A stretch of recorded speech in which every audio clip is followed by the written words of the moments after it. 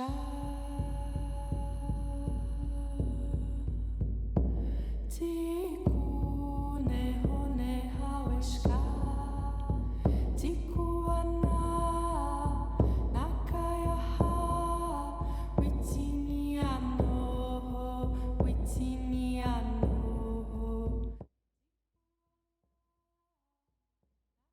name is Anna Williams, and my entrance into art through education was starting here at the Ottawa School of Art. And I started as a kid doing classes here and camps, and then when I was considering going to art school, I came here and did my portfolio in their portfolio class, and then I went to Mount Allison University on the East Coast, where I studied printmaking and sculpture. Finding success in a medium is always a very, very challenging thing to gauge, and it's something that I try not to hold as a goal, and that I find being comfortable with failure is much more important than knowing how to succeed. Because succeeding, is knowing that you can achieve your goal, but you have to be able to do it again and again. And there's this level of mastery that comes into creating work that you find to be satisfying and going in the direction that you want to go in. And so, with everything I do, sometimes I never get there, and sometimes I feel like, I'm just like in this relentless pursuit of improving, of making mistakes, of learning, of wanting to do things better, and so for a piece, for my print work, it's like I hadn't pulled a print in 13 years. I did 2 years of printmaking at school, and then I had a son, and I was finding it harder and harder to get into the studio to do large sculptural work, and I was like, well, why don't I try getting back into printmaking? And so last winter, I started, I built a press, and I started working again in woodcut and linocut, and and then it's just sort of, it's like riding a bike. It just comes back to you, and again, it's just like looking at other artists, learning from them, studying their mark making, practicing drawing. It's always like drawing, and getting to a place where you want to try something large scale, because I think that's really the key. It's just like making, if you can, make big work and make big mistakes and make big lessons, and hopefully somewhere along the way you'll make something that you feel like you're ready to share with the public.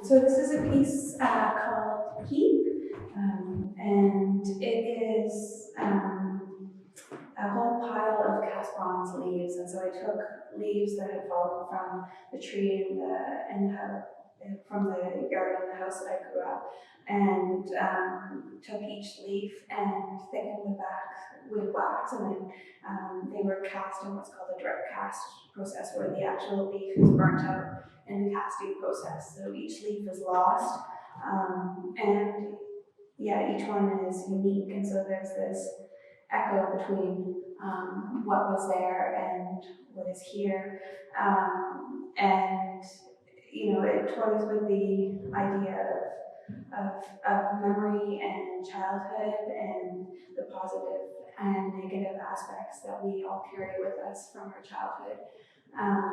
And so you see it and you think it's this leaf pile, and I'll have these memories as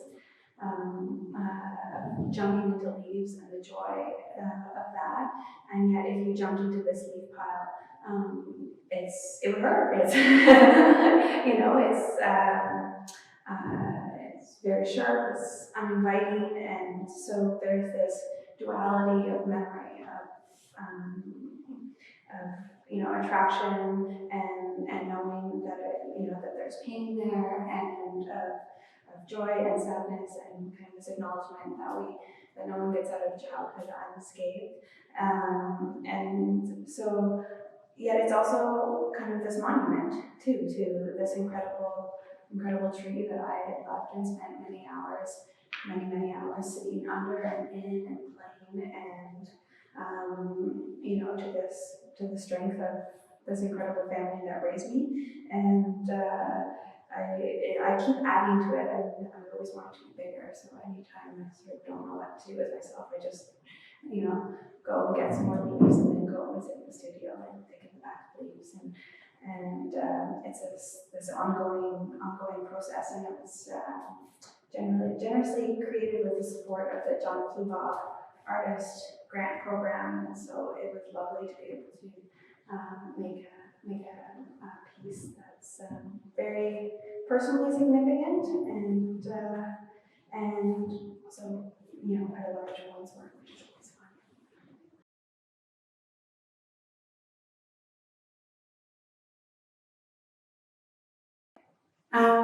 I had a lot of support as I started my art career after leaving Malay, and first and foremost, it came from my family and friends, in that my parents offered me their basement to have a free studio space. And so, though I was living somewhere else every day, I would show up on my bicycle and go downstairs and make lots of mess.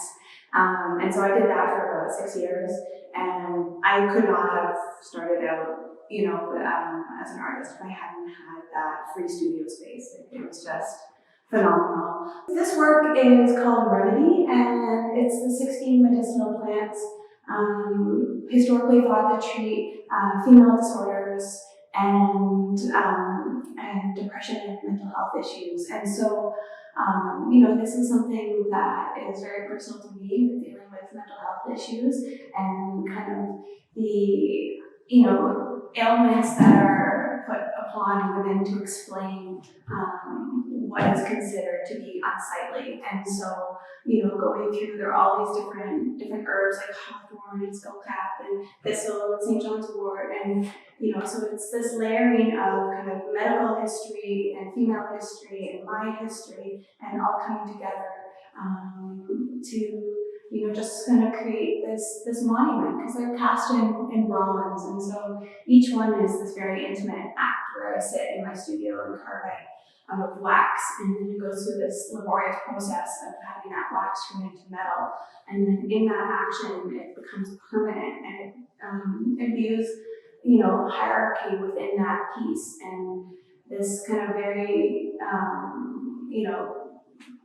maybe less desirable side of myself is given this strength and this permanence brought through with the material. And so the materials very much have a narrative within my work of finding their history and their hierarchy within the art world, within the world in general, and how that kind of links with the artwork itself.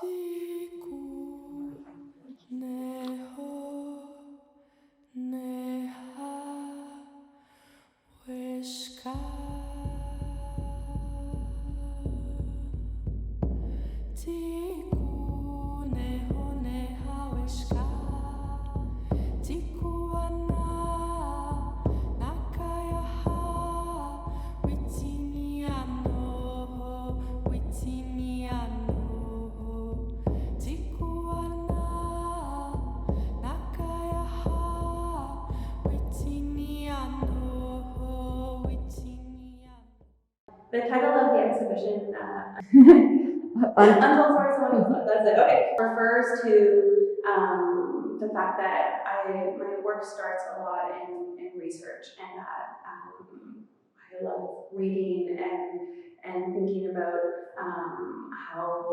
how that work responds with, resonates within myself, and then, I kind of find some sort of visual language, and it's always drawing. And so I have, sketchbooks filled with drawings, and as a sculptor, I would always edit goes down.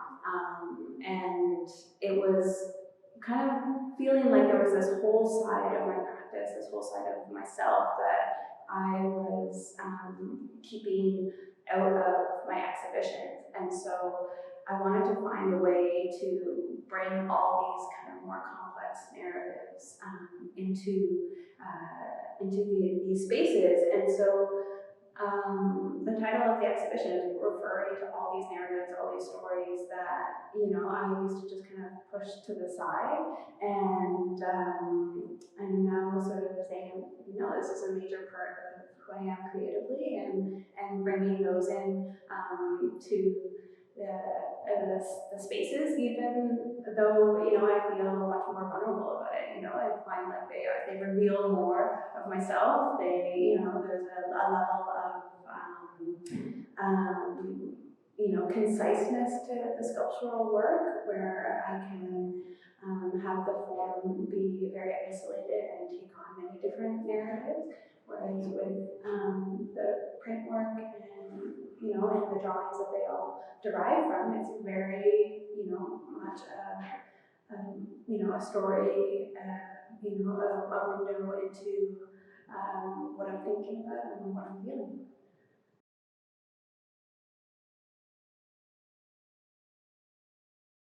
These 5 pieces make up what I've called the allegory of Atalanta.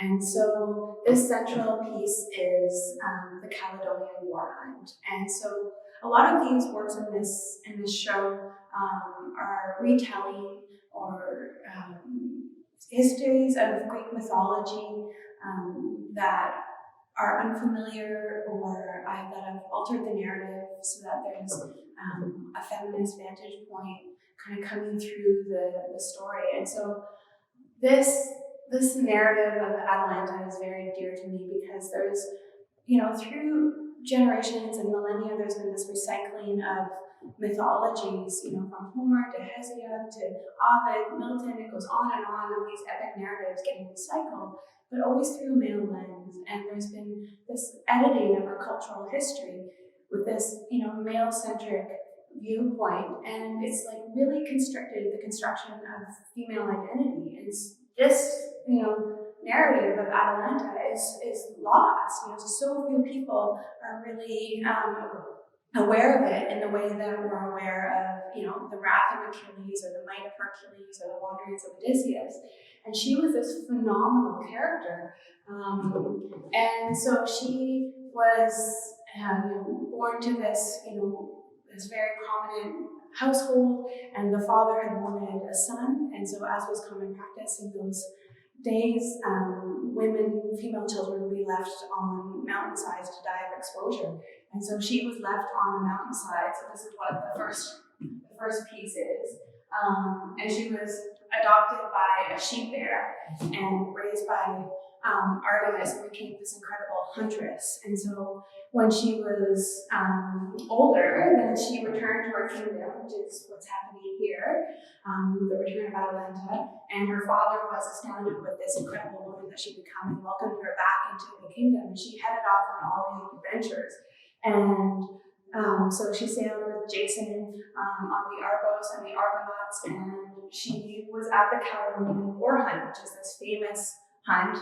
And it was like this epic narrative, and they were charging through the forest, and everything was devolving into chaos, and the hunters were killing each other with friendly fire, and the boar was just ravaging the whole scene, and Atalanta just like rose up in this like absolute moment of clarity and calm, and struck the boar and drew first blood, slowing it down. And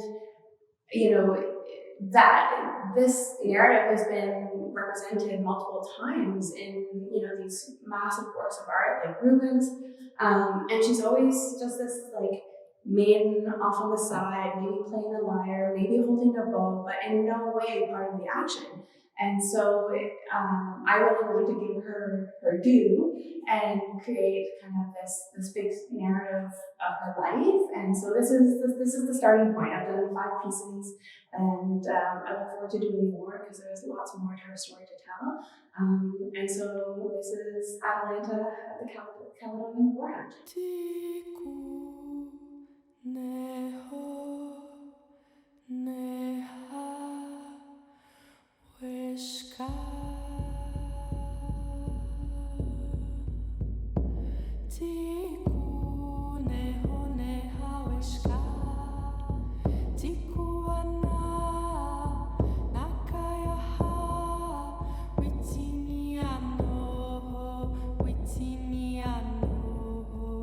The themes and topics I address in my artwork, again, come from this place of vulnerability and personal experience, and exploring kind of how womanhood has been constructed through generations and over centuries, and where I fit within that continuum, and being very connected to the natural world and wanting to kind of find those links and pull those threads between kind of female experience and construction of gender and the same kind of disassociation that's happened with the natural world.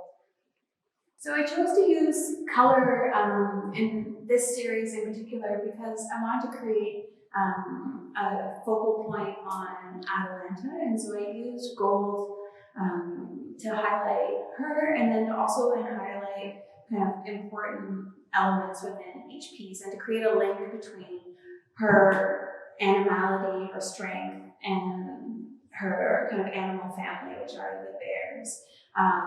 And part of her narrative is the story of her not wanting to marry and saying to her father, "I will only marry someone who can beat me in a running race," and she was the fastest runner in Greece.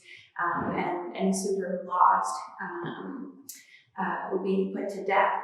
And so there was, these great races, and Hippomenes and her had a race, and he had gotten these golden apples and was casting apples out to distract her, and in that way tricked her and won the race and married her. And so I've kind of retold that narrative in this piece called The Mitigation of Marriage, where bears are bringing her golden apples, and she's taking the apples and shoving them in his mouth.